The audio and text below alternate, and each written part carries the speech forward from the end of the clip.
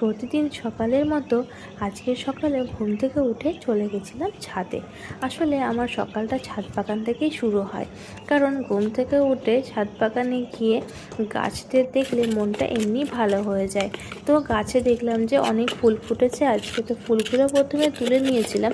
তারপরে দেখলাম যে গাছের গোড়াগুলো অনেকদিন খোঁড়া হয়নি, তো গাছের গোড়াগুলো খুঁড়ে দিই। আসলে ছেলে ঘুম থেকে ওঠার আগেই আমাকে উঠতে হয়, কারণ আমারও অনেক কাজ থাকে, সেইগুলো আগে কমপ্লিট করে নিই। কারণ ছেলে ঘুম থেকে উঠলে আমাকে ছাড়া একদমই থাকতে চায় না, তাকেও সময় দিতে হয়, তাকে সময় দিতে গেলে আবার কাজগুলোও হয় না, তবে কাজও করতে হবে, তাকেও সময় দিতে হবে। তাই তাড়াতাড়ি করে উঠে আমি আগে আমার কাজগুলো সেরে নিই। তো ছাদ বাগানে গিয়ে গাছের গোড়াগুলো খুঁড়ে দিয়েছিলাম। তারপরে এইদিকে দেখো, এই ফুলটার নাম আমি ঠিক জানি না, অনেক হয়েছে তাই আজকে তুলে নিয়েছিলাম। তারপরে চলে এসেছিলাম নিচে। আসলে নিচে তুলসী মন্দিরটা ধুয়ে তারপরে গাছে অনেক জবা সাদা ফুল ফুটেছিল, সেগুলো তুলে নিয়েছিলাম পুজোর জন্য। আর কিছু ফুল নিয়েছিলাম সিদ্ধেশ্বরী মাকে দেওয়ার জন্য।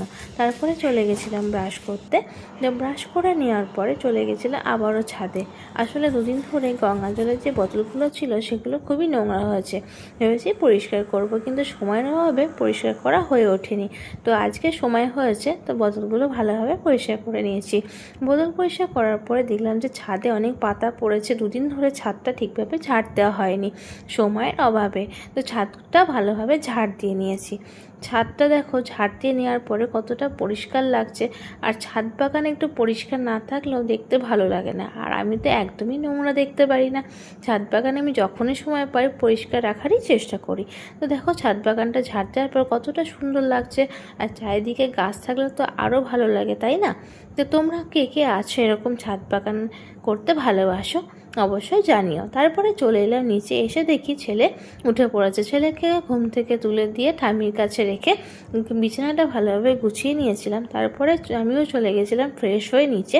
নিচে গিয়ে প্রথমে ছেলের খাবারটা রেডি করে ছেলেকে ব্রাশ করিয়ে আমিও বসিয়ে দিয়েছিলাম, যা আসলে এত ব্যস্ততার মধ্যে খাওয়া হয়ে ওঠে না। তারপরেই চা নিয়ে আমিও বসে পড়েছিলাম ছেলেকে খাওয়ানোর জন্য। আসলে এইভাবেই যুদ্ধ করে শুরু হবে আমার সকালটা, কারণ ছেলেকে খাওয়াতে প্রচণ্ড সময় লাগে। এই দিদি নাও, এইভাবে ছেলে শুয়ে বসে মানে খেতে গেলে যে কত সমস্যা হয় তার ঠিক নেই। তো এইভাবেই আমার সকালটা শুরু হয়। তো আজকের আমার এই ব্যস্ততাময় সকালের ভিডিওটা তোমাদের কেমন লাগলো জানিও। আবার আসবো পরবর্তী ভিডিও নিয়ে, ততক্ষণ তোমরা ভালো থেকো, টাটা।